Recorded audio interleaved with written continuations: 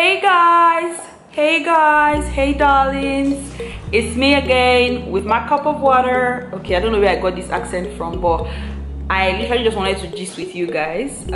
So something happened last year and I was thinking about it and I just felt like, why not do a story time on this? So this is literally the time that I don't know if it was a stalker, but somebody was disturbing my life.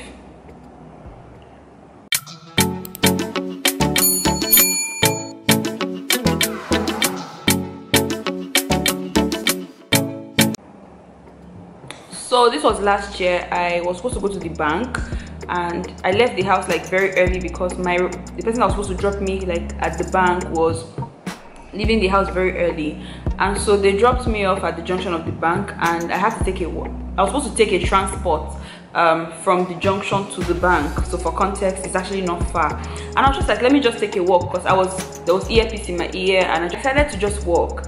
And so I was on my way to the bank. There was music in my ear was blocked. I was literally jamming to, I don't know, but it was a gospel song because I don't listen to worldly songs. So I had gotten to the bank and I was standing at the gate. The bank had not opened at that time, and then what now happened was somebody came to meet me and the guy was like, I've been calling you. If I saw his man, it's not even guy, man. Like, if I'm to estimate this guy's age, he's like 36 and you guys, I'm not even 25 yet, so it's like older than me with like a lot of age gap, a lot of age difference. But I know some people say age is just a number, but I don't even care at this point because it's not like I was even interested. So he came to me and he was like, I have been calling you. And I'm like, oh sorry, I'm very sorry. When people tell you they've been calling you since, you most likely think, okay, maybe you dropped something. So I thought I dropped something, maybe something fell from my bag and this kind fellow was about to give me whatever I dropped. And the next thing he goes, I want to talk to you. And I was not in the mood to talk because I was on the phone. At this point, I had already been in front of the bank and I was on the phone with someone. There was earpiece in my ear. And he was like, I want to talk to you. And I'm like, sorry, I'm on the phone. What do you want to say? And he's like, no, I want to talk to you in private. Okay, say what you want to say. And he's like, when you finish your call.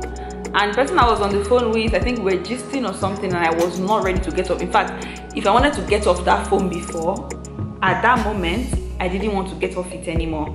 And so he's like, I want to talk to you. Okay, my name is Engineer so and so. And then he tells me his name. And he kept on pestering me. And this went on for like 10 minutes, no jokes.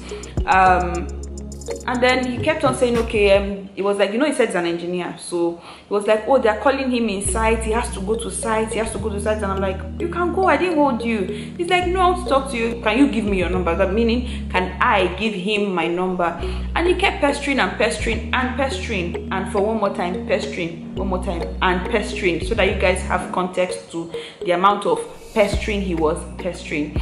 And so at this point, I was just tired. The person at the bank, I was just feeling like, what if this woman that is standing here is just thinking, waiting this one they feel like, come on, drop your number, Joe. After all, the guy said he's an engineer. I thought iPhone was like Samsung, and this is an iPhone versus Samsung battle, in case you didn't notice. That if you block a number, the person won't be able to call you. Lo and behold, iPhone shocked me. I gave this guy my mom's number. Mom, if you're watching this, I'm sorry. So I forgot to mention that I didn't tell him that it was my mom's number. I just gave it to him because I believed if he heard an older lady's voice, he would believe it was a wrong number. But for somebody who said he had work to attend to, he stood there and tried calling the number, and the number was unreachable due to network issues. And he said no, he didn't want that number, that he wanted the one on my hand, because I told him that number was at home. My mom was at home, so it wasn't a lie anyways. So he kept pestering and pestering until I had to give him the number that I was using, and then he left. So the time he called my mom when I was there was when I had gotten home, and this was, I think, after multiple times he had tried calling me before he then finally called the other number that I said was my number. So he called it thinking it was me. He called my mom indication. My mom was like, wrong number. Then she was not like, so when she dropped the call, she was not like, how is it possible that wrong number is calling from Warri, in the same Warri that we're in? But I didn't say anything. I just took, when she went in, I think when she left her phone and went somewhere, I just blocked the number straight up and he didn't call again. And then this guy kept calling my number, and then I tried blocking it on my phone, and iPhone disappointed me.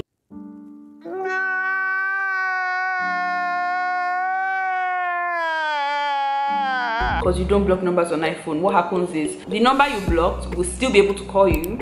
Why am I blocking you if you still be able to reach me? But it now shows you private number.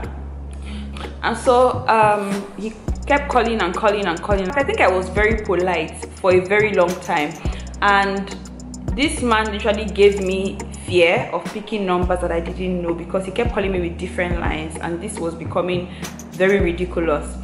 And so he kept calling me and calling me and calling me, and I think the last time he actually called me was in December. Now for context, I gave this guy my number in June, and I think by December he kept calling me, and I'm like, do you even remember what I look like? When the first time he called my mom, Truecaller will always show the name of the person. So let's assume that the person's name is Titus. My mom literally sees Titus on Truecaller, and she picks the call and she's like, hello Titus. And so because I now knew the person's name through Truecaller, I checked on Facebook. And this leads me to the reason why I will say, you guys, if you don't want to give somebody your number, please don't. Like, technology has made it so bad or so good, depending on the angle that it's coming from, to be able to find people like within the snap of a finger. So I saw this guy's name, his real name, because he was apparently, the name he gave me was not on the Truecaller. And so I went on Facebook with the name on Truecaller, and I found his profile. Let me say he gave me Engineer Solomon. There was no Solomon on his Facebook page. It was Titus and his son name according to Truecaller. And so I was able to find him within the snap of a finger. I didn't even waste time. And if I wanted to dig in more, because social media nowadays gives you the opportunity, I could have dug in more. So please, this is me literally telling you, if you don't want to give somebody your number, don't give anybody. Like, don't.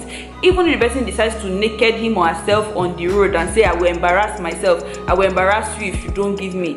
At the end of the day, it's not you that they are nakeding, so it means he's embarrassing himself and not you, technically speaking.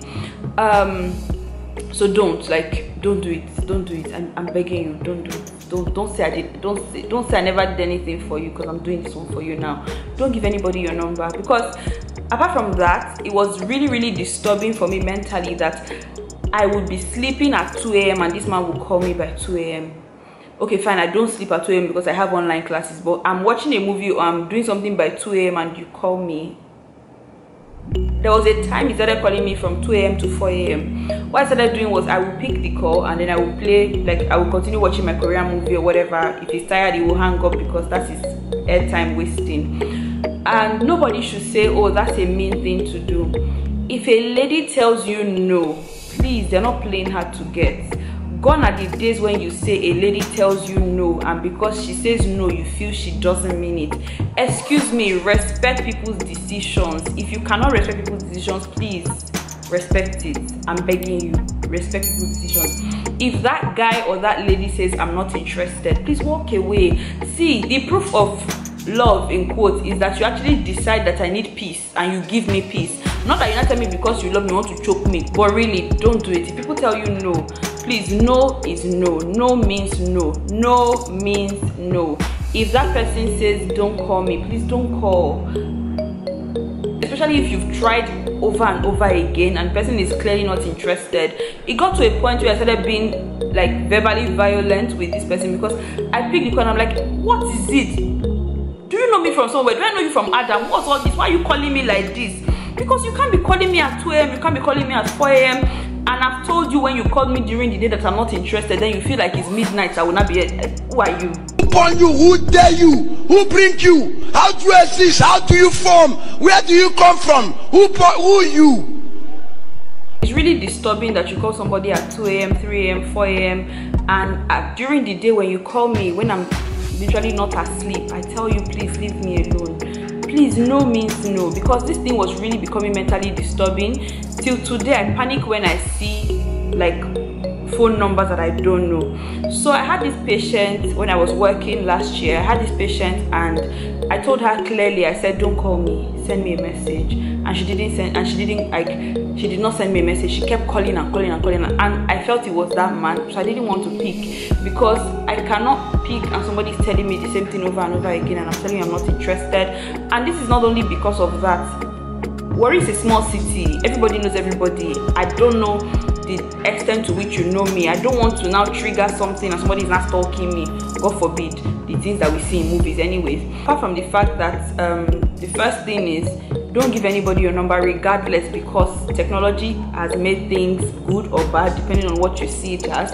The second thing is, no is no. If a girl or a guy tells you they're not interested, please walk away. Like, when you walk away, the truth is you're actually doing a lot of good for yourself, because you're giving yourself self-esteem. When you keep begging and groveling and begging and groveling, anybody that actually answers you at that point is most likely doing it because of pity and because they want their peace, okay? So the third thing is, you guys, this man called me and called me and called me, and I think the last time he called me was in December, and I literally had to pick the call and I said, do you have a problem with rejection? Because he kept calling me and calling me. I think the last time he called me was maybe October, and he didn't call me again. And I was telling my cousin, I was like, he didn't call me again. Oh, thank God, at least I now have peace. And the next thing he calls me in December. Oh my God, oh my God. And this time, by that December, I was already wearing off the panic and anxiety I get from picking calls. So I saw this strange number that had called me about maybe in a week about 3 times, and I was like, who is this person? They said that person has a wrong number. So I picked, and the next thing I hear is me, Engineer Solomon. Is it fair? And I'm like, do you have a problem with rejection? He's like, no, calm down. I'm in this island. There's an island in Nigeria called Bonny Island. Now, Port Harcourt is about 5 hours away from Warri, and Bonny Island is I think is a river in Port Harcourt, 5 hours away. And you're calling me that I told you to leave me alone, that you're in Bonny Island, and that when you come to where you want to. At that point, I was done. I was exhausted. And so this is me even doing this video and hoping he will not call me again. But let's just hope. And so really, okay, you guys, NEPA has done it. So this is me just saying, if you are not interested in somebody, please don't give the person your number. There's a lot of downsides to it. Let people embarrass themselves if they choose to, but don't do it. Protect your mental health, you guys. The streets, people are not okay. The only person you can say is okay is yourself, and maybe your family members that you can vouch for. You don't know who else is not okay or who else is okay. So please, you guys, don't say I never did anything for you. Don't give that guy your number or that girl your number, no matter how persistent they are. And I'm saying your number because I feel like numbers are more private. Your number is what you use for WhatsApp, and I don't know, fine, there's some people who do business WhatsApp, but many times people that have WhatsApp and they share a lot of business stuff, if you check very well, they also have private WhatsApp, and that's another phone number. So please protect your phone number just as much as you're protecting yourself. God bless you. I remain Antoinette until I come your way again. Bye. So the third thing is, I can't remember it. Let me drink water first, maybe I'll remember.